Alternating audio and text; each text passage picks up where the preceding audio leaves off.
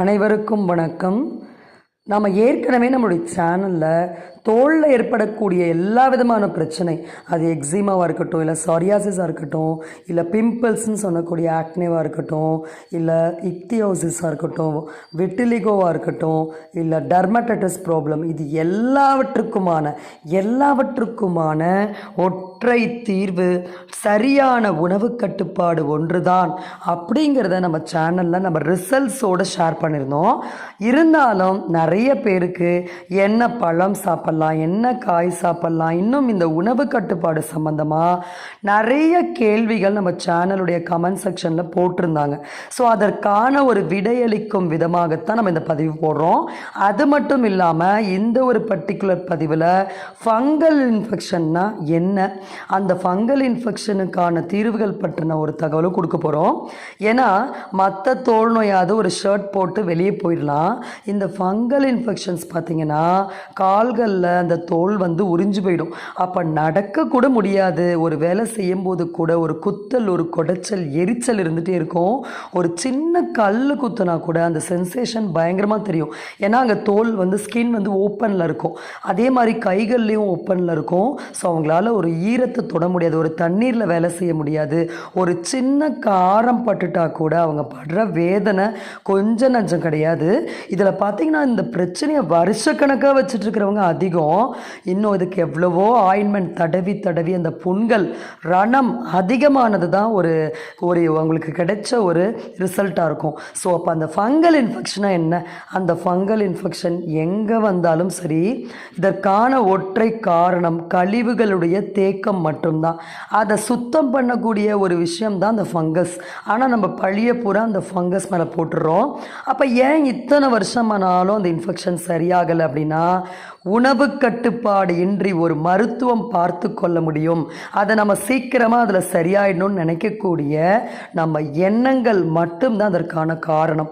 அதனால் அது ஃபங்கல் இன்ஃபெக்ஷனாக இருந்தாலும் சரி, நம்ம ஏற்கனவே நம்முடைய சொரியாசிஸ் ஸ்கின் ப்ராப்ளம் வீடியோஸில் என்ன மருந்து சொல்லியிருக்கோமோ, என்ன ஒரு உணவு கட்டுப்பாடு சொல்லியிருக்கோமோ, என்ன ஒரு மசாஜஸ் சொல்லியிருக்கோமோ, அது நிச்சயமாக பயனுள்ளதாகவும் இருக்கும், சீக்கிரமாக விரைவாக உங்களுக்கு ரிசல்ட்ஸ் கொடுக்கக்கூடிய ஒரு விஷயமாகவும் இருக்கும்.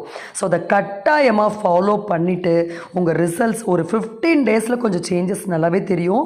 ஒரு 15 நாட்களாவது சிரத்தை எடுத்து ஃபாலோ பண்ணிவிட்டு நம்மளோட கமெண்ட் செக்ஷனில் தாராளமாக எந்த தோல் நோய் சம்மந்தப்பட்ட பிரச்சனையாக இருந்தாலும் சரி, அதற்கான ஒரு ஃபீட்பேக் நீங்கள் தாராளமாக போடலாம்.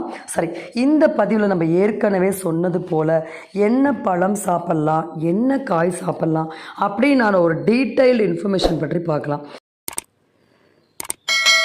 இப்போ ஒரு உணவோ, ஒரு காயோ, ஒரு பழமோ நல்லது கெட்டதுன்னு எப்படி முடிவு பண்ண முடியும் அப்படின்னா, இப்போ ஒரு காய்ச்சல் நேரத்தில் ஒரு கஞ்சி, ஒரு பால், ஒரு இட்லி கூட ஜீரணமாகாது.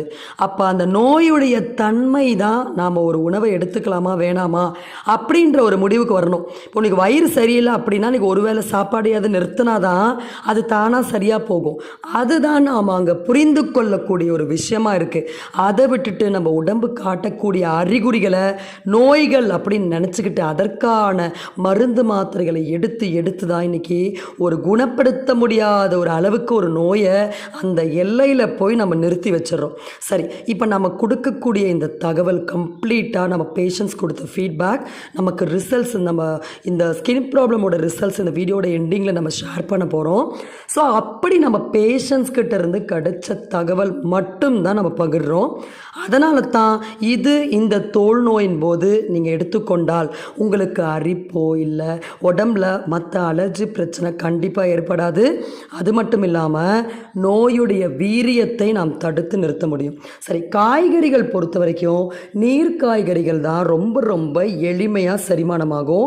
அப்போ அதை அதிக அளவில் பயன்படுத்தணும். சரி, முள்ளங்கி ரொம்ப ரொம்ப நல்லது, அதிகமாக கன்சியூம் பண்ணலாம். அடுத்து அவரைக்காய் பொறுத்த வரைக்கும் உள்ளே இருக்க கொட்டையை எடுத்துகிட்டு பொரியல் பண்ணிக்கணும். ஏன்னா கொட்டை இருந்தால் கேஸ் ஃபார்ம் ஆகும். அப்போ நமக்கு எளிமையாக செரிமானம் ஆகாது. இன்னும் இந்த அவரைக்காய் போன்ற காய்கறிகளை தொக்கு மாதிரி பண்ணிக்கணும். அதாவது உள்ளே சக்கையாக போகிறதுக்கு பதிலாக நல்லா நமக்கு அது ஒரு கொலன்னு நல்லா மசித்து குழைத்து சாப்பிடும் பொழுது செரிமான பிரச்சனைகள் ஏற்படாது. செரிமானத்தில் பிரச்சனை ஏற்பட்டாதான் அரிப்பு அதிகமாகும். நமக்கு மோஷன் போயிடுச்சு அப்படின்னா மட்டும் நமக்கு செரிமானம் அதிகமாக இருக்குது, பசி எடுக்குதுன்னா மட்டும் செரிமானம் அதிகமாக இருக்குது அப்படி நம்ம நினச்சிக்கிறோம். நம்ம உடம்புல எந்த ஒரு பிரச்சனை இருக்குது அப்படின்னாலே நமக்கு செரிமான சக்தி இல்லை, அதனால தான் ஒரு நோய் ஏற்படுது. செரிமான ஆற்றல் தான் நோய் எதிர்ப்பு ஆற்றலாக மாற்றப்படுகிறது அப்படிங்கிறது நாம் அனுபவபூர்வமாக கண்டறிந்த ஒரு உண்மை. அடுத்த காய் பார்த்திங்கன்னா கோவக்காய். இதையும் நல்ல பொடி பொடியாக நல்லா கட் பண்ணி நல்லா வேக வச்சு பொரியல் பண்ணிக்கணும். அடுத்து பாவக்காய், தோல் நோய்க்கான அருமருந்து. சின்ன சின்ன பாவக்காயாக இருக்கும், அதை எடுத்துட்டாலும் சரி. மீடியம் சைஸில் நல்ல பச்சை கலரில் இருக்கக்கூடிய நாட்டு பாவக்காய் எடுத்துக்கணும். பெருசாக இருக்கக்கூடிய ஹைப்ரிட் பாவக்காய் எடுத்துக்கக்கூடாது. புடலை, நீளமான புடலை இன்றைக்கி நம்ம பார்க்க முடியல, அதனால் ஓரளவுக்கு நீளமாக இருக்கக்கூடிய புடலை. இந்த இங்கிலீஷ் வெஜிடபிள்ஸில் சௌச்சோ ஒன்று தான் கேஸ் இல்லாத வெஜிடபிள், அதனால் அதை எடுத்துக்கலாம். அடுத்து வெள்ளரிக்காய் தாராளமாக எடுத்துக்கலாம், வெள்ளை பூசணி எடுத்துக்கலாம். சுண்டைக்காய் பொறுத்த வரைக்கும் குழம்பு வச்சுட்டு அந்த தோல் எடுத்துக்கூடாது, தோல் வந்து செரிமானமாகாது. அதனால் அந்த தோலை வந்து உள்ளே போகாத மாதிரி நம்ம வந்து அதை நல்லா பிழிஞ்சு போட்டுட்டு அந்த சாறு, அந்த குழம்புடைய சாறு விதைகள் எடுத்துக்கலாம். அத்திக்காய் பொறுத்த வரைக்கும் விதையை தட்டி எடுத்துகிட்டு நல்லா கொலன்னு வேக வச்சு அந்த குழம்பு நம்ம பயன்படுத்திக்கலாம். முருங்கைக்காய் கொஞ்சம் அரிப்பு உண்டு பண்ணோம், அப்போ அதை குழம்புல போடும்போது கொஞ்சமாக அந்த குழம்பு மட்டும் நம்ம ஊற்றிக்கலாம். வெண்டைக்காய் பொறுத்த வரைக்கும் பொரியலாக எடுத்தால் அரிப்பு அதிகமாகிடும், அப்போ குழம்புல போடும்போது கொஞ்சமாக இட்லிக்கு கொஞ்சமாக நம்ம தொட்டுக்கலாம். அடுத்து இஞ்சி பூண்டு வெங்காயம் அதிக அளவில் பயன்படுத்திக்கலாம். அடுத்து நம்ம இப்போ என்ன காய் சேர்க்கக்கூடாதுன்னு பார்க்கலாம். கிழங்கு வகைகளில் கருணை, உருளைக்கிழங்கு முற்றிலுமாக தவிர்த்துக்கணும். அது பேஷண்ட்ஸ்க்கே தெரியும். அந்த கிழங்கு எடுக்கிற அன்றைக்கி அரிப்பை நிறுத்துறதுக்கு 10 பேர் வந்தாலும் முடியாது. அடுத்து கத்திரிக்காய், கண்டிப்பாக கத்திரிக்காய் வந்து நம்ம வேக வச்சிட்டோம் அப்படின்னா அது கேஸ் ஆகிடும். ஸோ அப்போ பச்சையாக இருக்கிற கத்திரிக்காய் 1 பீஸ் 2 பீஸ் அந்த மாதிரி கன்சியூம் பண்ணலாம். வாழைக்காயும் அதே மாதிரி பச்சையாக இருக்கும் போது 1-2 கன்சியூம் பண்ணலாம். ஆனால் நம்ம வேக வைத்த பிறகு இதை எடுக்கும் பொழுது அரிப்பு அதிகமாகிடும். இந்த தோல் நோய் இருக்கிறவங்க பச்சை மிளகாய் சேர்த்துக்கக்கூடாது, அது கண்டிப்பாக அரிப்பை அதிகம் பண்ணிடும். அடுத்து மஞ்சள் பூசணி, இதுவும் உருளைக்கிழங்கு மாதிரி தான், தொடக்கூடாது. அதே போல தான் கேரட், பீட்ரூட், கோஸ், காலிஃப்ளவர், ப்ரக்கோலி, காளான், நூக்கல், இந்த ஆங்கில காய்கறிகள் எல்லாமே உருளைக்கிழங்குக்கு நிகரான வாயுக்கள் அதிகம். அதை தோள்களுக்கு உகந்ததுன்னு தான் இன்றைக்கி நிறைய பேர் ஜூஸ் மாதிரி குடிச்சிட்ருக்காங்க. ஸோ அதை முற்றிலுமாக ஃபஸ்ட்டு நிறுத்திக்கணும். இதை எடுத்தால் கண்டிப்பாக அரிப்பு அதிகமாகும். இது நம்ம பேஷண்ட்ஸ்கிட்ட இருந்து கிடைச்ச ஃபீட்பேக்கை மட்டும்தான் நம்ம ஷேர் பண்ணுறோம். கீரைகள் அப்படின்னாலே மூலிகைகள் அப்படின்னு நம்ம சொல்லிடலாம். ஆனால் இந்த தோல் நோய் இருக்கும்போது நம்ம கீரைகளை பொரியலாவோ இல்லை கடைஞ்சி சாப்பிடும்போது செரிமான நேரம் அதிகம். அப்போ நமக்கு ரொம்ப பெஸ்ட் எது அப்படின்னா தினமும் ஒரு ஃப்ரெஷ்ஷான கீரையை மிக்சியில் போட்டு ஒரு சுத்து விடணும், அதை தண்ணியில் போடணும், கொதிக்க வச்சு அதை வடிகட்டி குடிக்கணும். ஸோ அந்த மாதிரி இந்த தோல் நோய்க்கு அந்த ரத்தத்தை சுத்தப்படுத்தக்கூடிய ஒரு அருமையான கீரைகளுடைய பட்டியல் நம்ம பார்க்கலாம். பசலைக்கீரை, வளவளப்பு அதிகம். ஸோ அப்போ நமக்கு உடம்புல மூமெண்ட், இந்த வளவளப்பு இருந்தால் தான் குடலில் போய் அப்படி கோந்து மாதிரி கழிவுகள் ஒட்டாமல் நல்லா மோஷன் வந்து வெளியே போகும். அடுத்து பொன்னாங்கண்ணி கீரை, கரிசலாங்கண்ணி, குப்பமேனி, சிறியானங்கை, அருகம்புல், வேப்ப இலை, மாவை இலை, கொய்யா இலை, கீழாநெல்லி, கற்றாழை, அதுபோல் செம்பருத்தி, இது எல்லாமே நல்லா நம்ம கழுவிட்டு மிக்சியில் போட்டு ஒரு சுற்று விட்டு தண்ணியில் கொதிக்க வச்சு வடிகட்டி குடித்தா போதும். ரொம்ப ரொம்ப ரொம்ப ரொம்ப ஒரு அற்புதமான ஆன்டி ஆக்சிடென்ட்ஸ் உடம்புக்கு கிடைக்கும். அடுத்து சேர்க்கக்கூடாத கீரை பார்த்திங்கன்னா அகத்திக்கீரை, முருங்கைக்கீரை. நிறைய பேர் சத்துன்னு அகத்திக்கீரை, முருங்கைக்கீரை சாப்பிட்ருவாங்க. அது இந்த மாதிரி டைமில் நமக்கு சரியாக டைஜஸ்ட் ஆகாது. அப்போ நீங்கள் சூப் மாதிரி கூட நம்ம பேஷண்ட்ஸ் கொடுத்து பார்த்துட்டோம், அன்றைக்கி அரிப்பு அதிகமாக இருக்குது. ஸோ அதனால் இது கொஞ்ச நாள் வேண்டாமே, நமக்கு எளிமையான செரிமானம் தான் சத்து அப்படிங்கிறத நம்ம முதல்ல நம்முடைய நினைவில் நம்ம வச்சுக்கணும். அடுத்து என்னென்ன பழங்கள் சாப்பிட்லான்னு சொல்லி பார்க்கலாம். பழங்கள் பொறுத்த வரைக்கும் இந்த காய்ந்த திராட்சை, காய்ந்த பேரிச்சம்பழம், அத்திப்பழம் இதெல்லாம் நல்லா தண்ணியில் 4 மணி நேரம் ஊற வச்சு அடித்து ஜூஸ் போட்டு குடித்தா அது போல் ஒரு இரத்த உற்பத்தி அதிகப்படுத்தக்கூடிய ஒரு ஜூஸ் எதுவுமே இருக்க முடியாது. ஏன்னா இந்த தோல் நோய் இருக்கிறவங்களுக்கு அந்த ரத்தம் தான் ரா மெட்டீரியல். அந்த நல்ல இரத்த அணுக்கள் தான் உடம்புல அந்த தோல் நோயை ஆற்றக்கூடிய அருமருந்து உடலுடைய நோய் எதிர்ப்பு ஆற்றலையும் அதிகப்படுத்தும். ஸோ இது வந்து பெஸ்ட்டு, தினமுமே கன்சியூம் பண்ணலாம். அடுத்து பழங்கள் பார்த்திங்கன்னா பைனாப்பிள், இது வந்து ஒரு 2-3 பீஸ் எடுத்துக்கலாம். ஆப்பிள் நல்லா தோலை சீவிட்டு ஒரு 2-3 பீஸ் எடுத்துக்கலாம். தோல் சத்துன்னு சாப்பிட்டு அது வந்து ஒரு செரிமான பிரச்சனை நம்ம கொண்டு பண்ணிடக்கூடாது. அதே மாதிரி நிறைய இளநீ குடிக்கலாம், கரும்புச்சாறு குடிக்கலாம், நொங்கு சாப்பிட்லாம். வாழைப்பழத்தை பொறுத்த வரைக்கும் ஒரு நாளைக்கு ஒரே ஒரு பூம்பழம் மட்டும்தான் சாப்பிட்ணும். நாட்டு மாதுளம் பழம் நிறைய எடுத்துக்கலாம். பூவம்பழம் கூட ஸ்கின் ப்ராப்ளம் பார்த்திங்கன்னா நம்ம ஃபோட்டோஸில் காட்டுற மாதிரி தோல் நோய் ரொம்ப ரொம்ப ரொம்ப ரொம்ப அதிகமாக இருக்கவங்க இந்த வாழைப்பழத்தில் எந்த வெரைட்டியுமே எடுக்கக்கூடாது. அடுத்து கருப்பு திராட்சை எடுத்துக்கலாம், தர்பூசணி பழம் எடுத்துக்கலாம், நாட்டு வெள்ளரி பழம் அப்படியே தானாக வெடித்து வரும், அந்த பழத்தில் ஜூஸ் போட்டு குடிக்கலாம். சாத்துக்குடி, கமலா ஆரஞ்சு, இது எல்லாம் தாராளமாக எடுத்துக்கலாம். அடுத்து சாப்பிடக்கூடாத பழங்கள் பார்த்திங்கன்னா கொய்யா, ஏன்னா அதில் கொடுக்கக்கூடிய விதைகள் சரியாக ஜீரணம் ஆகாது, இல்லைனா அதை அடித்து ஜூஸ் போட்டு பிழிஞ்சு குடிக்கலாம். இந்த பச்சை திராட்சை ஹைப்ரிட், அது சாப்பிடக்கூடாது.